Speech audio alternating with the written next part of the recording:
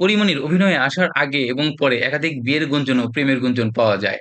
২০১০ সালের দিকে গোপনে ইসমাইল হোসেনকে বিয়ে করেন। ইসমাইল ছিলেন ফিরোজপুরের একজন সাংবাদিক। এই বিয়ে সম্পর্কে পরীমনি বলেন, "আমি খুব ছোট ছিলাম, পারিবারিক চাপে বিয়ে করতে হয়েছিল। খুব অল্প সময়ের ভিতরেই তাদের বিচ্ছেদ হয়ে যায়।" ২০১৯ সালে নাট্য নির্দেশক এ.কে.এম. কামরুজ্জামান রনিকে বিয়ে করেন বলে গুঞ্জন আছে। তবে পরীমনি এটি আনুষ্ঠানিকভাবে কখনো প্রকাশ করেনি বা স্বীকার করেনি। সবসময় বন্ধু হিসেবে উল্লেখ করেছেন তাকে। ২০২১ সালে একজন ব্যবসায়ী ও প্রভাবশালী ব্যক্তির বিরুদ্ধে পরীমনি ধর্ষণ ও হত্যাচেষ্টার অভিযোগ করেন। এরপর মিডিয়ায় দাবি ওঠে পরীমনির সঙ্গে পুলিশের একজন ঊর্ধ্বতন ডিআইজির সাথে সম্পর্ক রয়েছে, যার মাধ্যমে তিনি বিভিন্ন সুবিধা পেতেন বলে অভিযোগ ওঠে। ২০২১ সালে র্যাব পরীমনির বাসায় অভিযান চালিয়ে মদ ও ইয়াবা উদ্ধার করার দাবি করে। এ সময় কিছু পুলিশ সদস্যের সঙ্গে ঘনিষ্ঠ সম্পর্কে জড়িয়ে যান পরীমনি। সেখানে কিছু ভিডিও ভাইরাল হয়ে যায়। বাংলাদেশের অভিনেত্রী পরীমনির সম্পর্ক এবং প্রেমের গুঞ্জন নিয়ে নানা সময় নানা অভিযোগ উঠেছে। সব থেকে আলোচিত প্রেমিক শরীফুল রাজ ২০২১ সালের ১৭ই অক্টোবর গোপনে বিয়ে করেন এবং ২০২২ সালের ১০ অক্টোবর একটি পুত্র সন্তান হয় তাদের।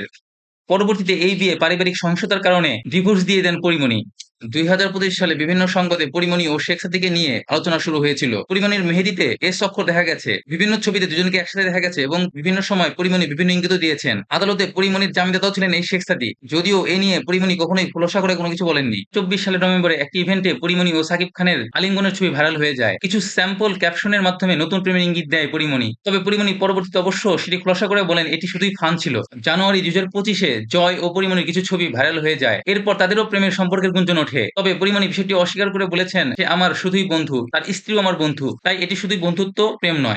বন্ধুরা, এই ছিল পরীমনির যত প্রেম ও বিয়ের কাহিনী এবং তোমার এই বিষয়ে কি মন্তব্য সেটাও জানাও এবং চ্যানেলটি সাবস্ক্রাইব করে রাখো।